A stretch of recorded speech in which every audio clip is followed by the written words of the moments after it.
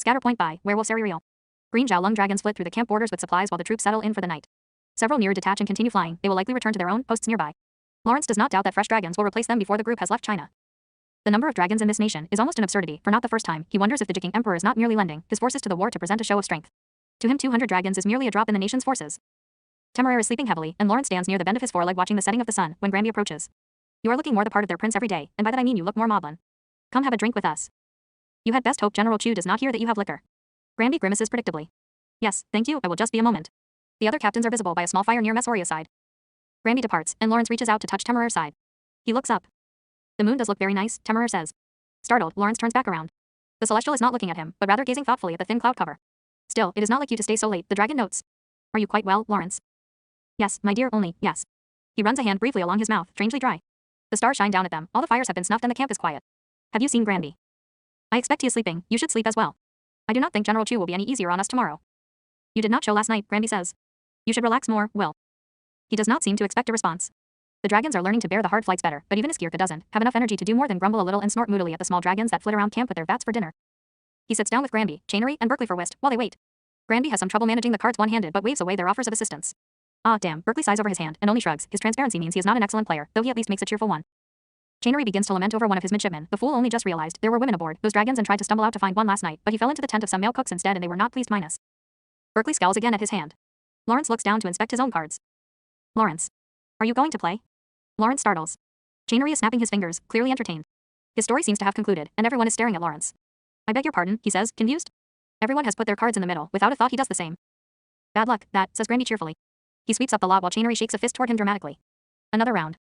Miss Pemberton has been educating me very well, Emily Rowland says earnestly. I do not need extra lessons at all, Captain, I assure you. Yes, indeed, and I suppose that she is utterly irredeemable when acting as a chaperone, or when you must attend parties, but that this is the area in which she excels. Rowland looks shifty. Yes, she says. Well, I'm sure she will be grateful for your confidence. He cannot quite keep the dryness from his voice. Nevertheless, one cannot be too educated. We will work on your math again. Her groans can be heard halfway across camp. They are working on sines and cosines, which, Lawrence reminds her patiently, are very important to figuring out a course in the air or by sea when Roland suddenly starts, shaking his arm like a mad person. He looks down at her with alarm. What is it? She stops and squints at him. You did not move. She accuses. Lawrence blinks, bewildered. I do not understand what you mean. You just sat and stared at the paper, even when I called your name. He cannot account for this. It is warm, perhaps I am fatigued, he concedes doubtfully. This seems to mollify her somewhat. My apologies for any inattention, but that will not let you escape finishing this set of problems. This statement erases the rest of her concern. Roland sighs. I am glad we will be able to help in the war again, Temeraire says, but it's sad to be leaving China once more, Lawrence. I will miss our friends here, and May especially. It is early morning and they are flying in steady formation.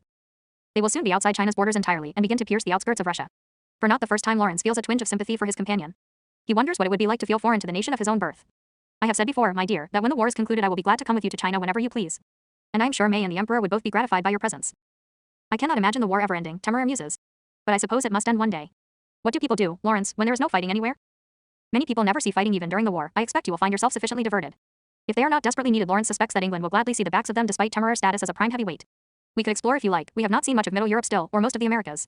Would you enjoy that? Temeraire says nothing. Lawrence waits for a reply, but after a minute passes, he watches the back of Temeraire's head and frowns. My dear, did you hear me?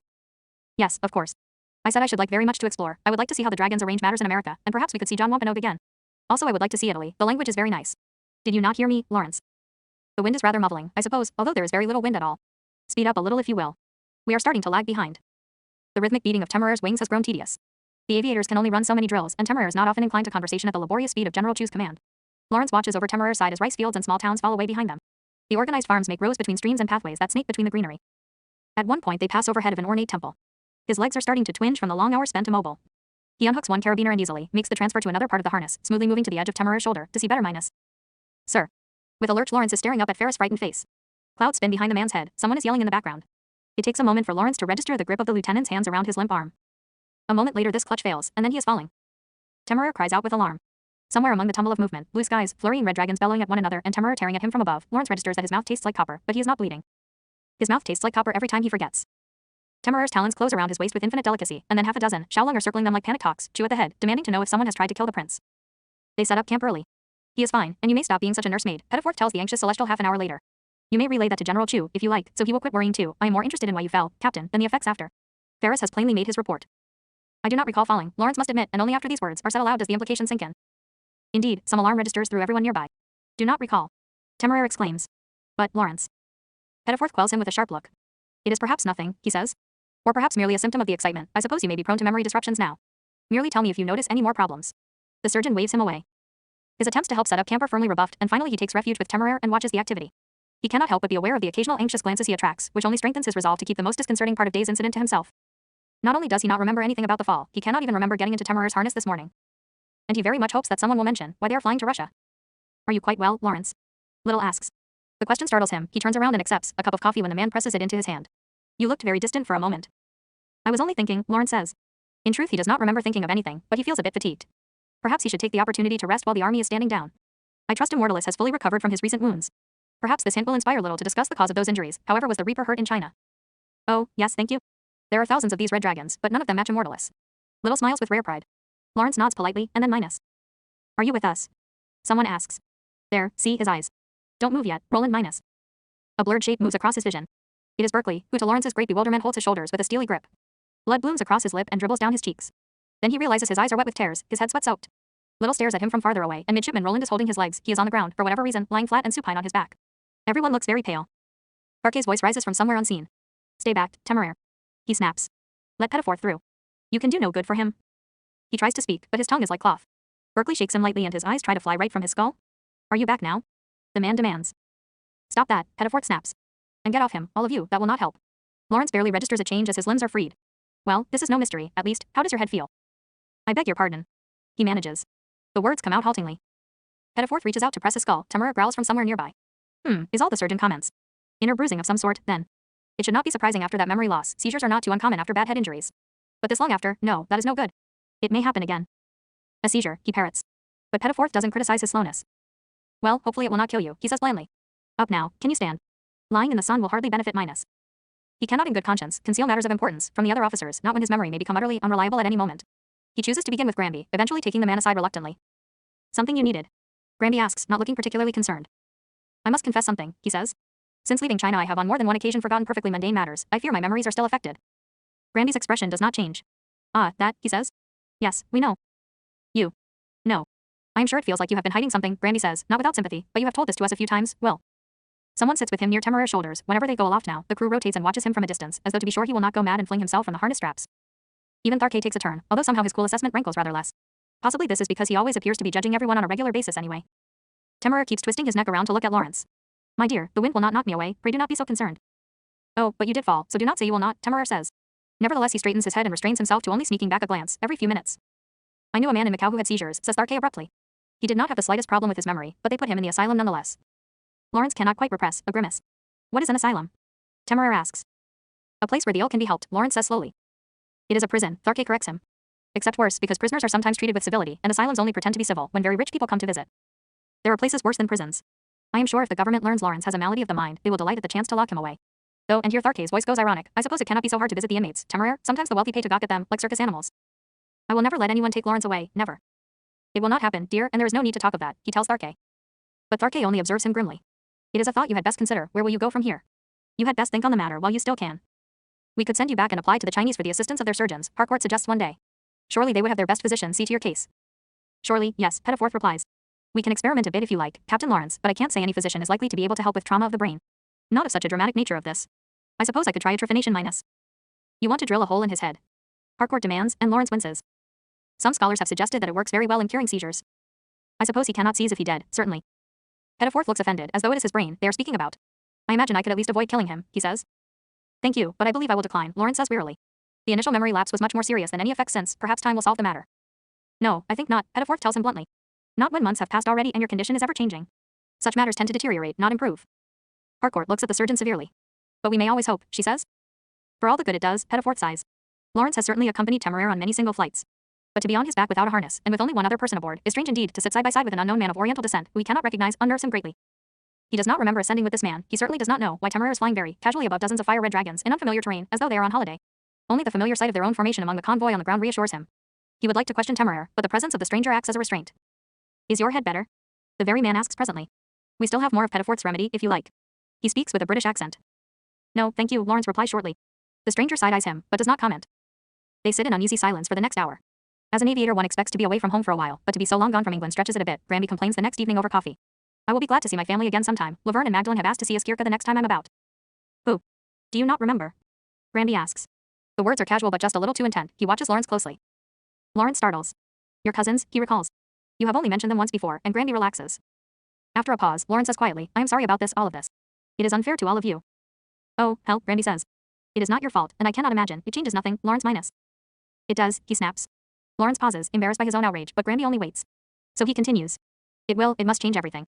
Even when I am well, when I think I am well, that may only be my perception of matters. For the present I am here as Temerer's companion and necessary because of the Chinese dragons, what of after? Grandy pauses. You will always have Temerer. Yes, and that is a comfort to me. Lawrence looks down at his hands. I wonder if it will not become a tragedy for him. There will be fighting soon, Lawrence, Temerer says. If ever we get this cut you've to meet with us, Lawrence agrees dryly. I wish you would stay behind. Lawrence stiffens. You cannot ask that of me, he says quietly. No, I am aware. You will not do it, of course, but you should stay. Lawrence, it is not safe. War is never safe. But before you would not have fallen from my back, Temerer says. Lawrence closes his eyes briefly. My dear. I find it exceedingly likely that this will be our last action together, so let us have that. He tries at lightness, and I assure you, I shall do my very best to remember who we are fighting. But Temerer only sighs. And what is your opinion? Tharke asks. Lawrence meets his stare blankly. He looks down.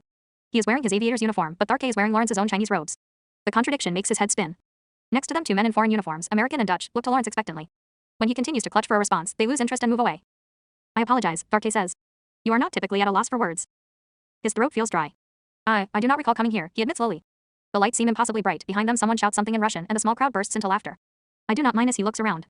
Most of the attendants seem to be Russian. Why? Something undefinable flickers in Tharke's eyes. He says succinctly. He twists around to pluck a flute of water from the tray of a passing server, then touches Lawrence's elbow. Come, I will tell you what you have missed. Temerer stands and shakes in his harness. All lies well, he declares. The crew immediately scrambles aboard. Around them the Chinese dragons are already heading off to the long-anticipated battle. Midshipman Roland approaches Lawrence. Do you recall our earlier conversation, sir? She asks warily. Yes, he replies. Up front, then, and if something is amiss you must not hesitate. Yes, sir. Do you have no response, Captain? Your manners are much changed. Snow falls lightly from white, billowy clouds. Light glints off the sabers of two ranks of French soldiers, all of them curiously garbed in motley uniforms clearly modified to stave off the worst of the bitter cold. Ice seems to sap away all the warmth of Lawrence's feet. He cannot quite feel his cheeks. He wonders if he has fainted standing up, but no, even that would not explain how he has come to stand here, evidently in winter, staring at a French officer who is clearly waiting for some reply. Well? The man asks, quickly becoming impatient. There is a furious roar from behind the officer. Lawrence does not know how he missed it before, but four dragons are struggling some distance away. Two checkered nettles and a parnache in our fight to hold down a black heavy weight. The breed looks strangely familiar, though he can't claim to know its name. It looks vaguely oriental. As this thought passes through his mind the dragon raises its head and cries, Lawrence.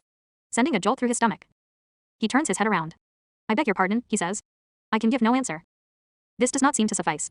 You must speak more plainly. I cannot speak plainly, Lawrence says. Can you restate the question? The Frenchman pauses, confused. What minus? I will not escape, I swear it. The black dragon cries. Only pray make him sit, please, in case he seizes minus. The man turns around at that. What do you mean? He demands. The French heavy waits for clearly the black dragon is some enemy of theirs, relents somewhat, and the foreign one speaks rapidly. Please, oh, when he goes very still so long like that he sometimes shakes and shakes awfully right after, it is very dangerous, and Dr. Pettiforth says he must be on the ground when it happens. He has done it since he hit his head in Nagasaki. The man frowns for a long moment. Then he turns and lifts his hand. Lawrence jerks away as two soldiers grab his arms and force him into a sitting position on the ground. He is made to wait there a while. The dragon is saying something else, but Lawrence finds his attention distracted as he notices a new perplexity. Why is his coat green? Beneath his worn uniform snow melts away slowly. His hands shiver, but his head spins with a drunken warmth. Captain. The same officer is addressing him. It rankles to be spoken to in such a position, but Lawrence ignores his discomfort to watch the stranger.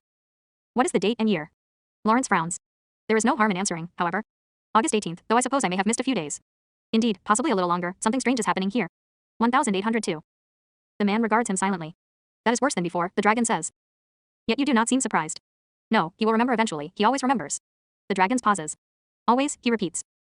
The officer turns toward the dragon. Will you give your word that you will not fight us again? You will let us go. With your vow, yes, I will hold you to it. His voice has a note of warning. The creature looks pained. For Lawrence, then. Only do not hurt him. I am not some barbarian who will savage a lunatic, the stranger retorts. And you, Captain, do you give your word of honor? Lawrence stares at this man in his plain coat and unmarked dress. Sir, he says helplessly. I have not the slightest notion of what is happening. The Frenchman only regards him for a moment, and then nods. Yes, that is plain. I suppose Temerer's word shall do, then. You are free. At once the guards at his side step away. Lawrence rises unsteadily, staring around himself. Some of the soldiers are eyeing him almost with embarrassment. It is a shame, the man comments as the black dragon sweeps around him protectively. You were a good soldier once. A cow lows quietly not 100 paces away. Lawrence watches it blankly. He turns his head to see a herd of the creatures moving in a slow, steady progression down a hillside. He is sitting beneath a tree, quite comfortably, half concealed from the noonday sun under the leaves of a myrtle tree. On an adjacent hill a magnificent pavilion of smooth sandstone overlooks a valley. 3 small dragons watch the progression of the herd while 2 more bully the cows along. Lawrence turns his head again. He blinks in surprise. Tharke? He asks. Where are we? If Tharke is disconcerted by this question, it does not show. Australia, he says. Tharke is leaning against a second tree with a small book in hand. There are a few lines on his face, but he does not seem tired. Temeraire is visiting Tharunka at the harbor, if you were wondering. Lawrence was not. Why are we here? Because the weather is very pleasant, Tharke says. Do not fret about it too much, I beg you. Lawrence looks over the valley. He remembers this place now, but it is much transformed from their sojourn when? Months ago, before the pardon. We were headed to China, he says. The words are automatic. They taste wrong in his mouth. For a moment Tharke says nothing. Are you not comfortable here? He asks. Is this not sufficient? Two ferals flit overhead bickering at each other. A dozen cows break free from the mass of the herd and try vainly to stampede to their escape before being brought back to the center by another dragon. It is perhaps not anyone's idea of tranquility. It is a very excellent place, Lawrence says. And I could not wish for better company.